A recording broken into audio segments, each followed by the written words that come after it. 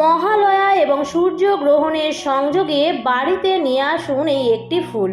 বন্ধুরা, এই বিশেষ দিনে যদি আপনারা চান যে সংসারে সুখ শান্তি বজায় থাকুক এবং সারা বছর পরিবারের মঙ্গল হোক, তাহলে একটি বিশেষ গাছও বাড়িতে এনে লাগাতে পারেন এবং একটি বিশেষ ফুল দিয়ে একটি উপায়ও করতে পারেন।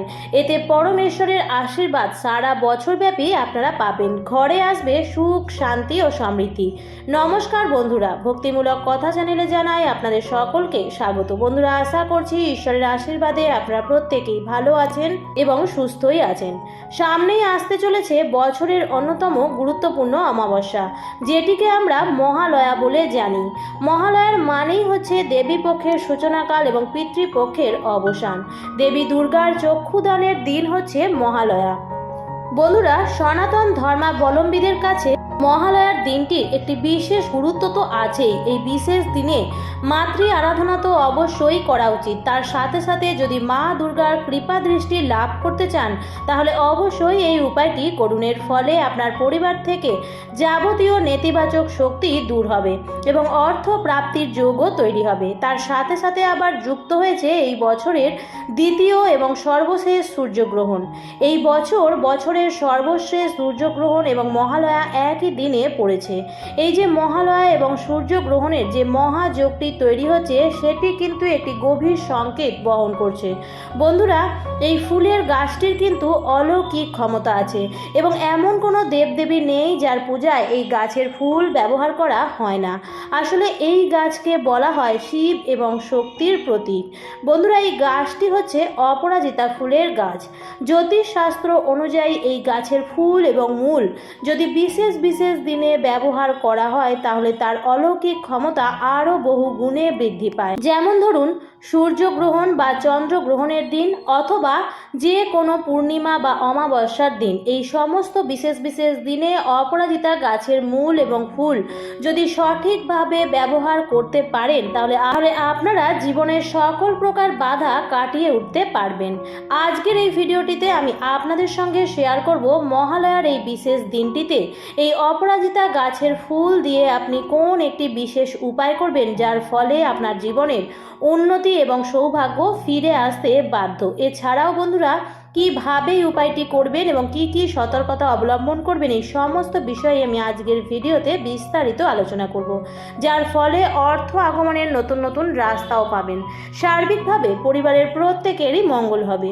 তো চলুন বন্ধুরা, ভিডিওটি শুরু করা যাক। মূল পর্বে যাওয়ার আগে আমার সকল দর্শক বন্ধুদের একটাই অনুরোধ করব যে ভিডিওটি শেষ পর্যন্ত দেখবেন।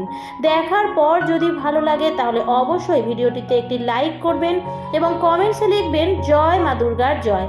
এবং বন্ধুরা, ভিডিওটি শেয়ার করে দেবেন আপনাদের নিকট আত্মীয় স্বজন এবং বন্ধু বান্ধবদের সাথে, যাতে সবাই এই ভিডিওটি দেখে কিছুটা হলেও উপকৃত হতে পারে।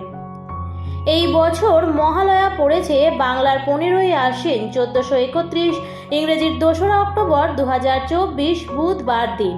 অমাবস্যার তিথি শুরু হচ্ছে 1 অক্টোবর মঙ্গলবার রাত্রি 9:39 এবং তিথি সমাপ্ত হবে বাংলার 15ই আশ্বিন 1431, ইংরেজির 2রা অক্টোবর বুধবার রাত্রি 11:07।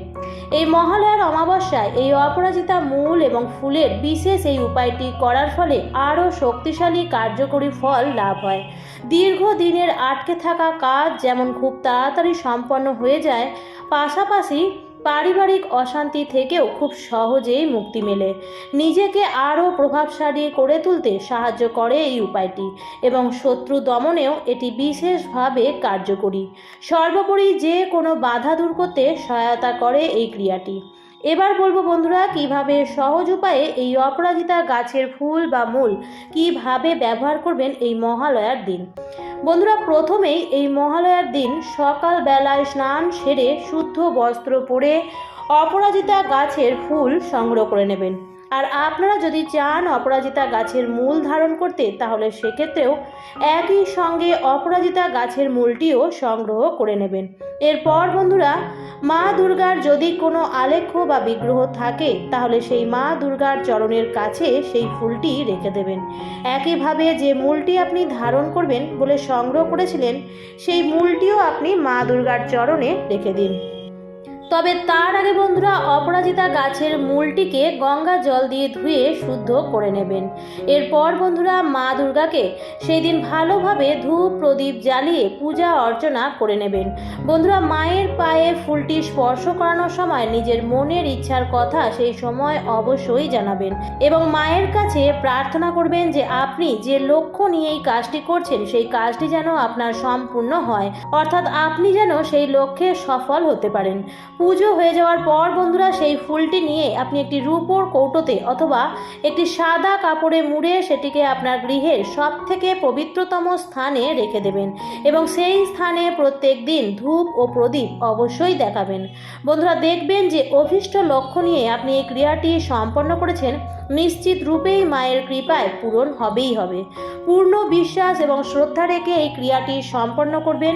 আর বন্ধুরা অপরাজিতা গাছের শিকড়টি নিয়ে মনে মনে 108 বার ওম অপরাজিতায় নমঃ এই মন্ত্রটি জপ করবেন এবং তারপর মায়ের পায়ে স্পর্শ করিয়ে হাতে অথবা কোমরে লাল সুতো দিয়ে ধারণ করতে পারেন। ছেলেরা ডান হাতে এবং মেয়েরা বাম হাতে ধারণ করবেন। বন্ধুরা এই অপরাজিতা গাছের ফুল দিয়ে দেবী দুর্গার পূজা হয়, দেবাদিদেব মহাদেবেরও পুজো হয়। এই ফুল সমস্ত দেবী দেবতাদের পুজোয় কাজে লাগে। এই ফুলের গাছ যে বাড়িতে থাকে সেই বাড়িতে কখনো কারোর কুদৃষ্টি পড়তে পারে না, সেই বাড়িতে কখনো সুখ সমৃদ্ধির অভাব হয় না। এই ফুল দিয়ে শ্রী বিষ্ণুর পুজো করলে জীবনে কখনো পরাজয় স্বীকার করতে হয় না। বন্ধুরা যদি এই গাছটি আপনাদের বাড়িতে ইতিমধ্যেই থাকে তাহলে বন্ধুরা দেখে নেবেন যে গাছটি যেন বাড়ির উত্তর পূর্ব দিকে থাকে, কারণ বাস্তু মতে এই অপরাজিতা ফুলের গাছটিকে বাড়ির উত্তর পূর্ব কোণে রাখা অত্যন্ত শুভ বলে মনে করা হয়। এর ফলে সুখ ও সমৃদ্ধি বজায় থাকে। আর যদি এই গাছটি এখনো পর্যন্ত আপনার গৃহে না থাকে তাহলে অবশ্যই এই মহালয়ার দিন গাছটিকে ঘরে নিয়ে আসুন এবং বাড়ির উত্তর পূর্ব কোণে গাছটিকে স্থাপন করুন।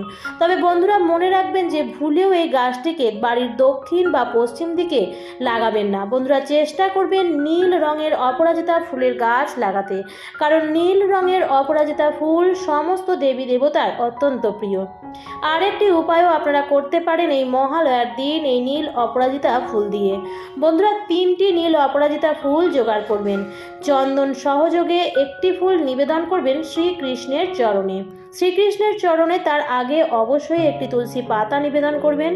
আরেকটি অপরাজিতা ফুল অর্পণ করবেন শিবলিঙ্গে। শিবলিঙ্গেও নীল অপরাজিতা ফুল অর্পণ করা অত্যন্ত ভালো।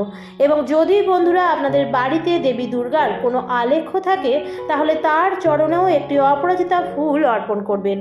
মা দুর্গার পুজোতেও কিন্তু নীলকণ্ঠ ফুল লাগে। আপনার কাছে মাতৃশক্তির কোনো বিগ্রহ যদি না থাকে তাহলে শ্রীকৃষ্ণ এবং মহাদেবের চরণে সেই নীলকণ্ঠ ফুলটি রাখতে পারেন এবং তারপর দেবী লক্ষ্মীকে একটি অর্পণ করবেন। তবে হ্যাঁ বন্ধুরা, দেবী লক্ষ্মীর চরণে নীলকণ্ঠ ফুল অর্পণ করা চলে না, তাই মা লক্ষ্মীর মস্তকে নীলকণ্ঠ ফুল আপনারা দেবেন এবং তারপর পুজো হয়ে যাওয়ার পরে সেই নীলকণ্ঠ ফুলগুলি যদি সম্ভব হয় রূপোর কৌটোর মধ্যে ভরে লকারে রেখে দেবেন।